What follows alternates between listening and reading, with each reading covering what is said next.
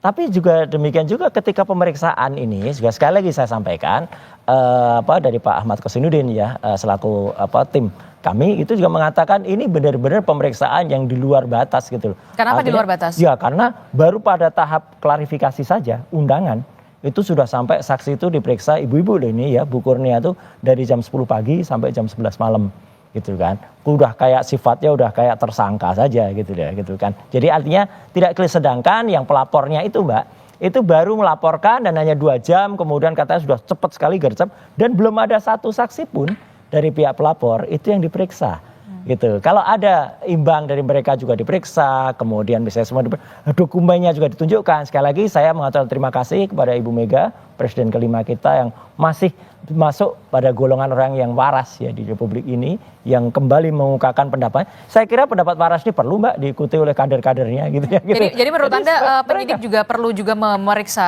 seorang Sandi begitu yang juga. Oh iya. Ada kan betul dari itu. Karena kan dia itu yang menampilkan dan saya baru bergerak setelah ada postingan dari Sandi pada tanggal 1 April itu. Tanggal 1 April. 1 April. Itu dia posting itu di X. Di X. Di Twitter. Dan kemudian. Waktu itu unggahannya seperti apa? Unggahannya adalah dia mengatakan bahwa biar lebaran Anda tenang gitu ya. Inilah ijazah yang asli, dia bilang gitu. Okay. Nah itulah kemudian diperiksa. Kenapa kami dari dasar unggahan itulah kemudian. Ya karena unggahan itu lebih maju dari fotokopi yang disampaikan oleh Dekan Fakultas Kehutanan. Pak Sigit Sunarta yang masih berupa fotokopi hitam putih. Ini berwarna. Jadi, kalau ini berwarna ini menarik untuk diteliti. Dari situ kita kemudian. Jadi awalnya Anda meneliti yang dari kehutanan dulu?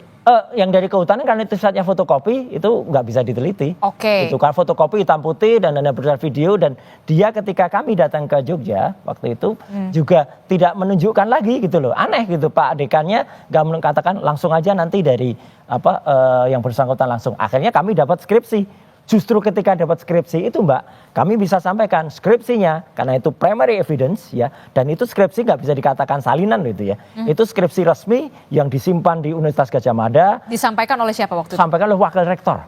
Kepada Anda? Iya, dan saya Dr. Resmond dan itu kita periksa dan disitulah kita menemukan banyak sekali kejanggalannya, tidak ada lembar pengesahan, tidak ada nama Kasmujur dan lain sebagainya, dan satu kesimpulannya Mbak, sepele saja. Tidak ada nama tidak ada nama dosen pembimbingnya, nggak ada. Pak Kasmujur nggak ada. Di lembar? Di lembar di dalam skripsi itu. Kan aneh gitu. Yang namanya dosen pembimbing meskipun itu bukan dosen pembimbing akademik ya. Misalnya ya, meskipun itu dosen pembimbing skripsi, meskipun sekarang ada juga kayaknya ada sinkronisasi. Tadinya dosen pembimbing skripsi loh ya, terus sekarang dikoreksi jadi akademik. Oke lah, tapi tidak ada lembar pengujian dan kesimpulannya kita jelas. Kalau dari sebuah telur yang busuk, anggap aja skripsi ini busuk, tidak mungkin menghasilkan hewan atau ayam yang bagus. Jadi nggak mungkin ada ijazah yang bagus, ijazah yang benar kalau dari skripsinya seperti ini. Kalau nanti misalnya ijazahnya itu dinyatakan otentik gitu, atau misalnya dia asli gitu ya, skripsinya kayak gini kok bisa ijazah asli? Biar masyarakat yang menilai. Apa langkah yang akan Anda lakukan selanjutnya? Ketika memang nanti memang pihak kepolisian mengatakan ini otentik. Kalau otentik kita lihat dulu keterangannya. Saya tadi sudah sampaikan kan, detailnya seperti apa. Kalau ternyata polisi juga tidak menampilkan ijazah yang asli menurut itu kan masyarakat juga bisa nilai nanti. Oh asli, sama nggak yang diposting?